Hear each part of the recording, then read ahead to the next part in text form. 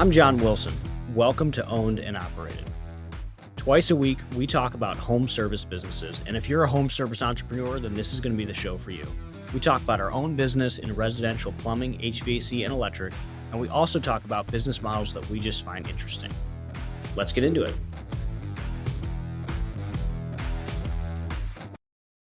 If you like what we talk about on our social media, on Twitter, on this podcast, then you should be signed up for our newsletter. Go to ownedandoperated.com, where every Friday we break down our business, we break down insights, things we're learning, things we're working on, and it's good stuff.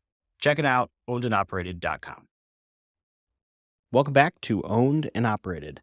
Today, we talk about Jack's acquisition. He's a week into an acquisition, which is awesome. It's going well. We're all super jealous and wish we were doing deals. On top of that, we dive into purchase order systems and how to classify income and expense inside QuickBooks as he's adding new departments and divvying up the books. It's a great episode and a really good one if you're growing, past that 5 million and you're starting to add new departments. Welcome back to Owned and Operated. What's up? Hey, how's it going? Man, it's good. It's good. Good week? No, not yet. But this is the first week that we didn't execute on a couple ad campaigns. So we are feeling it. So not a big fan. We basically just missed some due dates on postcards. We had some misses on our end. We had some misses on the vendor's end. And stuff ended up getting delayed by 10 days, which matters a lot when you're timing it. That makes sense. So this is the first time, we've gotten through quarter one pretty well. This week is the first week that we have really felt ugh. So yeah, tough week so far. I'm sorry to hear that. But we overcorrected. So hopefully by the time we're talking next week in person, we'll be singing a different tune. But we hit the overcorrection pretty hard. Yeah. How about yours? So this was the first week of transferring the businesses. So take the two businesses, smash them together. We really just have been zero chill with it in the sense that really smashing the business together. I ended up taking that approach mostly because I just didn't know what else to do. Yeah. And it's actually been going great. I'm really surprised at how smooth the transition was. A lot of it was on the seller. If you're listening to this, Tanner, great job. He's been absolutely fantastic. Their team has been doing a good job. Really, the big transition is going to be getting everyone onto Service Titan. Yeah. But as they're running their business, we're running our business. We changed all incoming, outgoing money flow, expenses, and sales. But besides that, I love plumbing, man. I'm so excited. We went from an HVAC company with a little bit of plumbing to now a plumbing company with a little bit of HVAC. So I say that as a joke, but really it's almost equal. However, that being said, in this time of the year, plumbing, we sold $30,000, $40,000 today and another $15,000, $20,000 yesterday. I mean, oh my gosh, it feels good. That's beautiful. So anyway, I'm very happy with the sale, very happy with the team, and we're throwing a big old barbecue tomorrow. So I'm pumped. Man, that sounds great. We got it catered. We're bringing everyone in for an hour and a half. Even they use a little bit of sub work. So we're going to bring some of those sub guys in too, just really get everybody acclimated with our team. Yeah. And we're all a team now, which is the big thing. Did you already move into one location? So they have a small location. They're going to be working out of our location. And has that happened yet? Or what's the timeline? The timeline's going to be kind of now. We're starting to hold material at that location and not at the other location. I mean, the other location really wasn't much. A sub $2 million plumbing shop. There really isn't a ton that you're carrying on hand. Yeah. So they had one office and a little warehouse space where they kept some tools and parts and pieces. But that's all over with us now. I'm actually worried because now we're below the $1 million per 1,000 square foot line. And I'm going where's our mini X going to sit? Where's this going to go? Because we're already becoming space constrained. Yeah. Just by the smashing of it together. So really excited on that. It's been going well. That's awesome. And this is day 8? Yeah, end of week 1, give or take. Yeah. You've had a big year so far. You launched plumbing. You bought a business. We're going to buy another one too. Even in bigger news. Oh, and even bigger news? TikTok is getting banned, which is your primary lead channel. Did you see that today? I did. Oh, so sad. I'm not going to be able to talk about it anymore. We got the news alert for that like 5 minutes after launching a campaign. So we're like, damn it.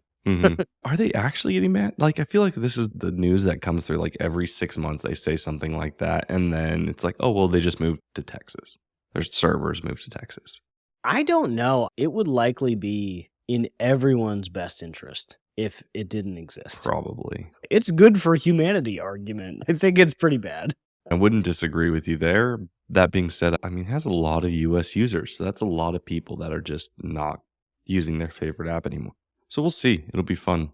I'm not a huge TikToker other than advertising on it. Yeah. Maybe we just need to move to YouTube Shorts. Yeah. I deleted TikTok and Instagram and it was a bit too much. So you find that it's a huge time distraction. I was only on it like 15, 20 minutes a day.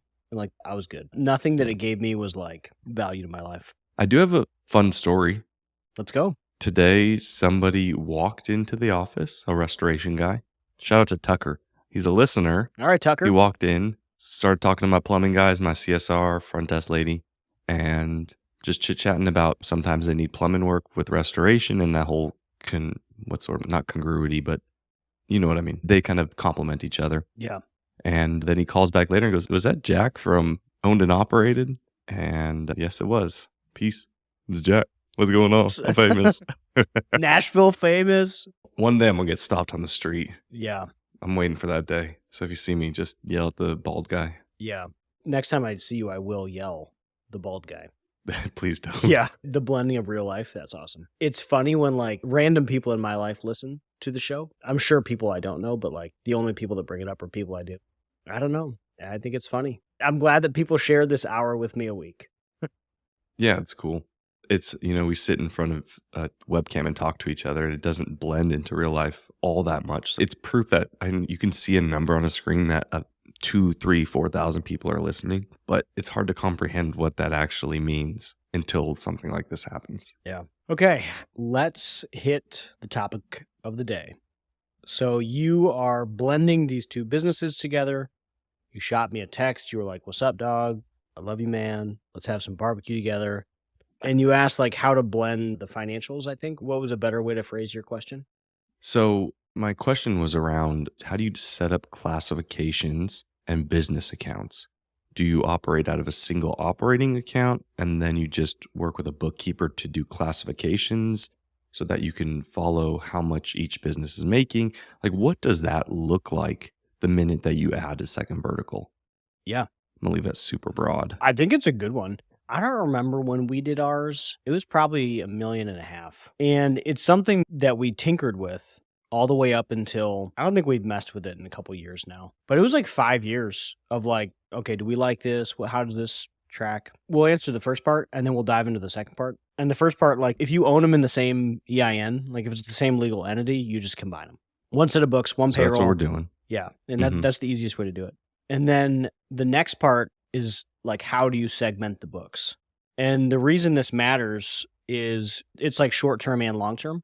So like for the short term, you need to now know what your 3 trades are doing and how they're performing. You need to know if HVAC service is doing what it's supposed to be doing, what its percentage of labor is, what its percentage of parts is. You need to know what HVAC install is doing, what plumbing service, plumbing install, electrical, on and on. So you divide all these things up into business units in Service Titan. Have you done that yet? Yeah, so we have different business units. We did that when we did the plumbing vertical. Yeah, so it's ever evolving. We have 11 classes, 11 business units. And so those 11 business units in Service Titan feed 11 classes in QuickBooks. And how we use that, aside from revenue per trade or revenue per department really, is we take it down to gross profit. We take the labor out of the people inside each department is put inside their class in QuickBooks, and the material purchased for that department is also put inside its class in QuickBooks. And that's important because you need to know gross margin per department. So that tells you how things are performing, what to improve, what not to improve. The big thing that we're working on now, which is taking a long time, just because it's like takes people, or expertise, is we're trying to get down to net profit per department. And that's much more complicated because you're like allocating different parts of your overhead. How do you share call center? How do you divide up marketing?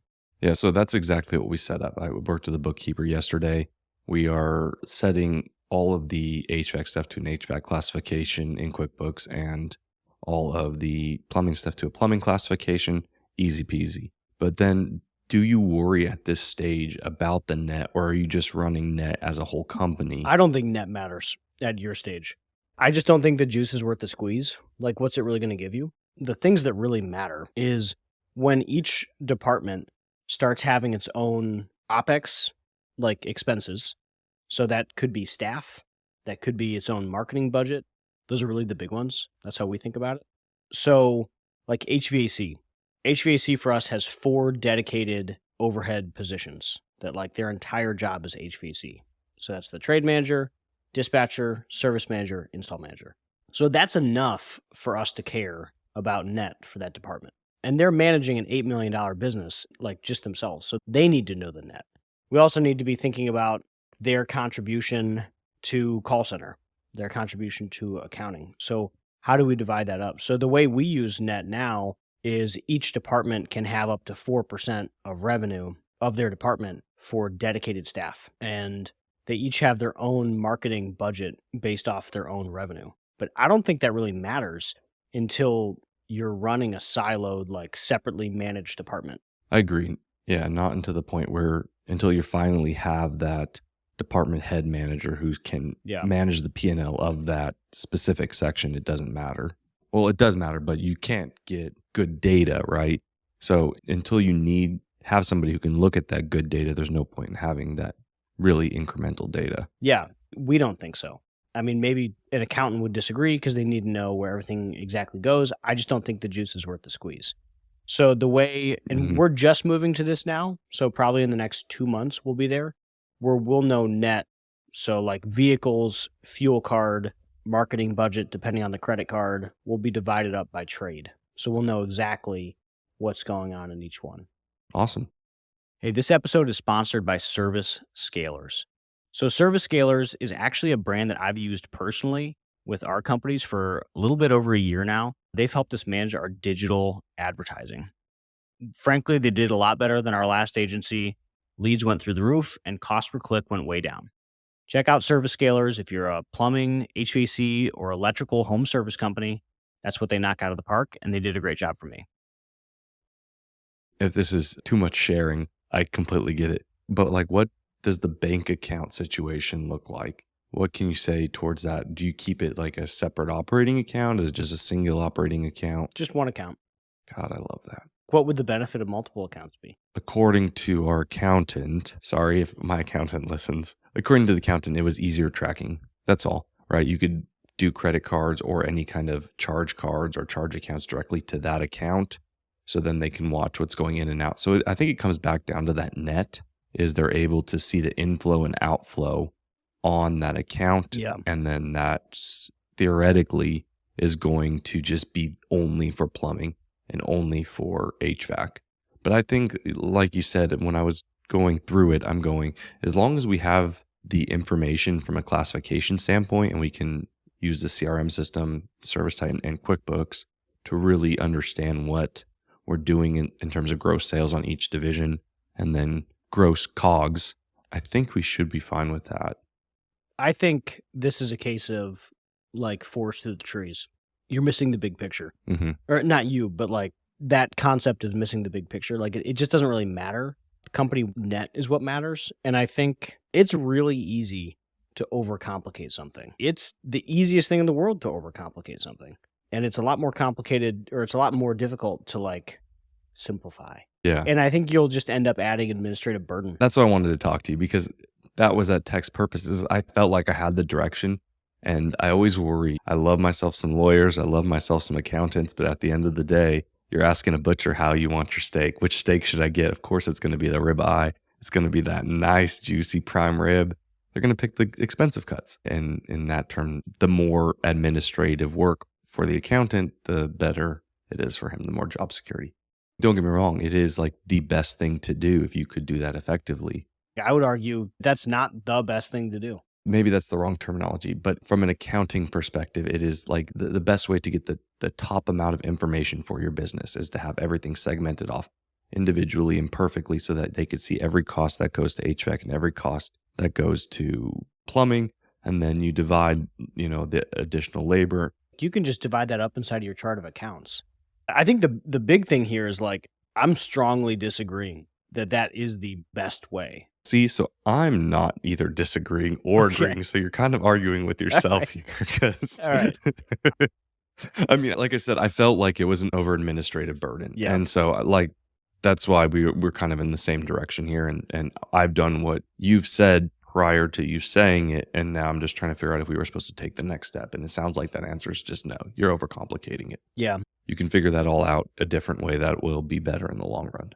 Yeah, I think like as simple as you can get it is what matters right now. Like staffing is lean, and anything that you do to overcomplicate your process means time. Like that's going to take someone's time, means it's going to take your dollars. Mhm. So like what's the least amount of lift that you can do while still getting the maximum amount of information and benefit from scale, which would be one bank account and dividing it up inside QuickBooks and business units and classes. You will have to develop a purchase order system if you haven't already. That way you can sort that stuff by department as it comes in. So do you guys have a purchase order system ready to go? I mean, we have a very, very rough, like last name purchase order system. Okay. I think moving forward, we need to work on that. I can give you an easy one if that would help. So what we do is we take the project number or the job invoice number from Service Titan. There's a two-part here. So you have the job number and then you have the business unit initials. So like what the job number does is it allows you to control cost. We don't allow techs to buy from wholesalers anymore. We don't pay a vendor unless RPO comes across. If somebody doesn't have RPO on it and it doesn't tie up, then we didn't order it because everything goes through the purchasing system. But you can do this if you have techs too. It's just this is always how it has to look. We take the business unit initials, so like HVAC install is HI, and then there's the Service Titan job number. So like maybe it's HI 1, 2, 3, 4, 5, 6, 7, 8, 9. So what that does is when accounts payable or the bookkeeper or whoever's doing it, like anyone can do this. We created it when we were your size because it was low lift. So it comes in through the email. The bookkeeper can take that HI, that first two initials, and they know where to classify it inside your QuickBooks. So that's the purpose of those, is you can classify those properly. And then the purpose of the job number, aside from like control in releasing parts, allows you to job cost it too. So you can classify it very quickly, very easily, and then you can job cost it just by searching the job number. I love that. We were talking about this the other day internally and trying to figure out, one, that piece right there, what makes it the easiest way moving forward. Yeah. But two, so what, like when a tech runs and they're picking up, so we just got rid of credit cards. Like we cut the head off credit cards. With 6 people, 8 people, you can manage that. You can't manage that once you get to 16, 20 people. And so the second part to what we're trying to figure out next is that actually solves that problem, which I really appreciate. And then how to follow up with techs to make sure that if you go in for a PO, making sure that they're not ordering truck stock as replacement parts. Yeah. So we get a lot of truck stock, but really it's replacing that PRV valve that I used from my truck. Yeah. When he goes back and orders that, does he order that under that PO? Yeah, he would order it under the job. The old job PO. Yeah. And then the other thing we did was in order to classify truck stock, we put business unit initials, HI, PS, plumbing service, PI, plumbing install. And then you put the last 5 of the VIN of the truck. That's good. Yeah. So, I mean, there's just a lot around that. I think that's a whole new 30-minute conversation on really how to dig into the intricacies of that. And it comes back to management and setting expectations early on. This is how we do this process. Yeah. Don't do this process a different way. We've done this for years, and it helped basically do everything that you're trying to do. So the big things we were aiming for were, how do we sort quickly if the bookkeeper and the job costing person are different people, which in our business they are, but they don't have to be. You can do this in any size business, but those are 2 different people. How can whoever's doing accounts payable just within a second sort the invoice? Because she has 300 a day that she just has to sort. And then how can the job coster throw it against the job quickly? And then how do we also get control of purchasing and not have fraudulent invoices? Because that was a thing at one point. So those were all the boxes that we had to check. I don't know if you can talk about it, but was it fraudulent from internal? No, external. Yeah, external. Like random people would Yeah. walk up and buy on our account. That's what we've just ran into that for the first time. Yep. Yeah. So now we cut off all buyers. Only like 5 people can buy on all vendors' accounts. And it has to have the code the way we need it to look. Or otherwise we just tell the vendors, like, we're not going to pay it. Like, we didn't buy that. Yeah, I get it. Yeah, I mean, once you tell them you're not going to pay it, they start listening to your rules pretty quick. But yeah, so that helped a lot. And what we're trying to do now is we're trying to, years later, initiate a similar thing on the OpEx side, which was way more complicated because it's the same thing. So like what we used to say is like, everyone's a buyer. We had 80 people and everyone can buy anything from any supply house. There was just no control. So that purchase order system, and then basically cutting off all access and only giving it to the purchasing team, warehouse guy, like whatever it is at your size of a company. For us at the time, it was just a warehouse guy.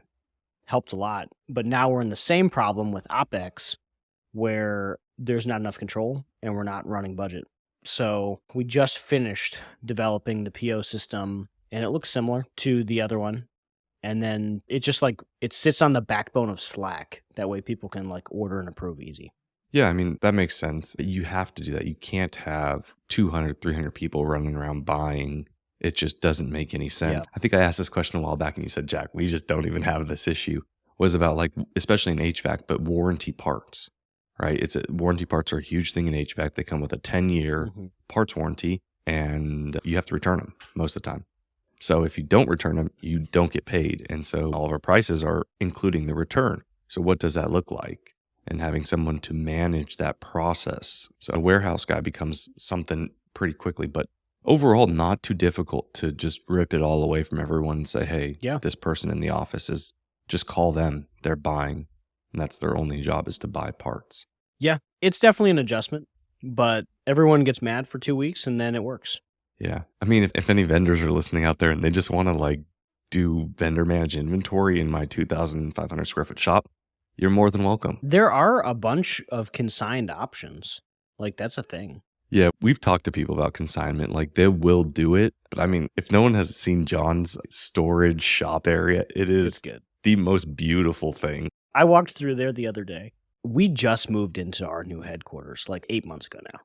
And most of my career has been like working in a building that like we didn't fit in. It was 120 years old. Like the levels were all weird. The floor was janky. The lighting was terrible. And our warehouse looks good. So I was like walking through our warehouse the other day and I was just like, I cannot believe that this is my warehouse. Like, this is awesome. This is like a decade-long dream of like a baller warehouse. Like, we're there, man. Like, that's sick. That's cool. It really is. And like the whole staging area, like, it's good. I'll put some pictures on, or I'll put some videos on YouTube or something at some point.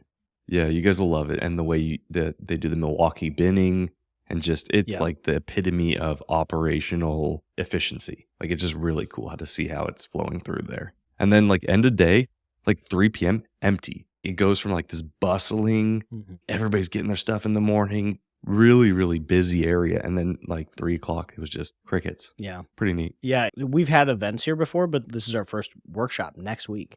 So it'll be fun to have like people in industry. It's funny seeing it from other people's eyes because from our perspective, we still get frustrated at all the like, oh man, like this part of it's not working or like pick a thing. But obviously a lot different than it was years ago. And we're really early on in a lot of this stuff. So like, I don't know if we've ever walked through our warehousing journey. Maybe we do that next episode. But like a lot of the stuff that we're currently doing in warehouse, we are only a few months into because we didn't have one big centralized warehouse with all the resources that we have now. We didn't have VMI. In the past, I would say 90 days, maybe just 60. Like we've completely changed the way that we run warehousing, purchasing, like day of inventory, all of it. Like totally changed it into something that we've been wanting for years. We just didn't have the physical space to do it. We can dive into it next step. Sounds like a good one. Yeah, I mean, that would be neat because I'll tell the story next step then. Boom. Cue in next week. Next week for Jack's cool story. Yeah. Yeah, that's solid. All right. Thanks for tuning in to Owned and Operated. This was a good one. As the business expands, you just need more information by department. And people need to have ownership. So business units, classes in QuickBooks, and I strongly urge you not to overcomplicate it. Most of the tinkering we did was like me overcomplicating it, only to uncomplicate it a year or two later. Keep it simple. Awesome. Thanks, guys. Thanks for tuning in to Owned and Operated, the podcast for home service entrepreneurs. If you enjoyed today's episode, please hit the like button and subscribe to the podcast. If you have any questions or topics you'd like us to cover, feel free to reach out. You can find me on Twitter at @WilsonCompanies. I'll see you next time.